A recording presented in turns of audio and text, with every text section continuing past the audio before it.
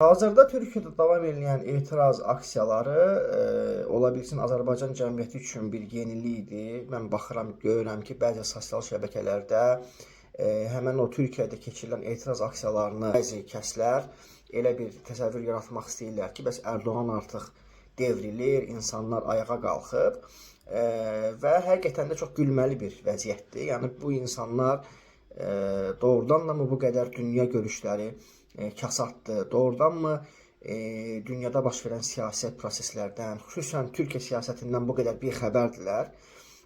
Yəni Türkiyədə küçələrə 100 min, 200 min, 300 min insanın toplaşması sıradan bir şeydir. Yəni istənilən Türkiyədə partiya bir dənə çağırış etməklə yüz minlərlə insanı küçələrə çağıra bilər.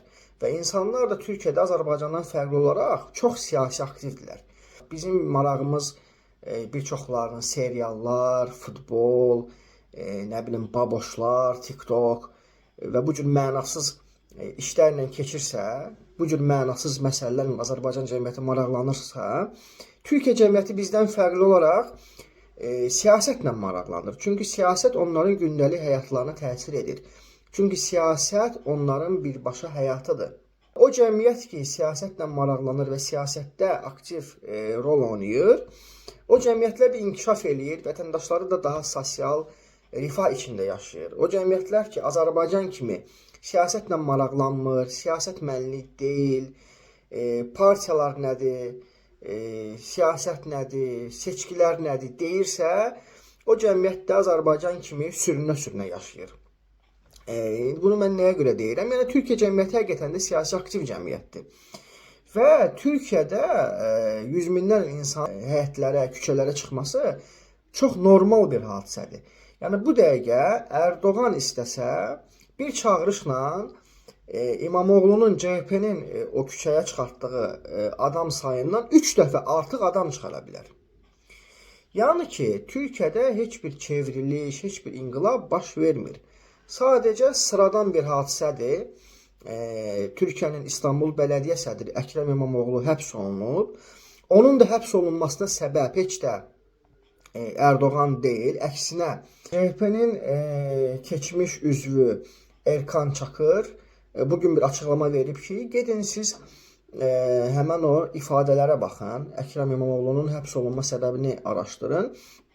Görəcəksiniz ki, Əkrəm İmamoğlu'nun həbs olunması üçün ifadə verən bir dənə belə AKP'li, AK partiyalı bir vətəndaş yoxdur. Əkrəm İmamoğlu'nun həbs olunmasına səbəb olan ifadələri məsələ CHP üzvləri verib. Bildiyiniz kimi CHP Türkiyədə böyük bir partiyadır və partiyanın daxilində də müəyyən qruplaşmaları var.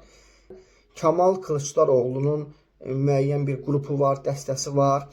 Eyni zamanda Mansur Yavaş, Ankara Bələdiyyə sədri Mansur Yavaş'ın tərəfdarları var. Və CHP'də daxili bir qarşıdurma var, partiya daxili bir qarşıdurma var. Və onun nəticəsi olaraq da partiya üzvləri, partiyanın nümayəndələri bir-birlərini ifşa edir, bir-birlərinə danos yazırlar.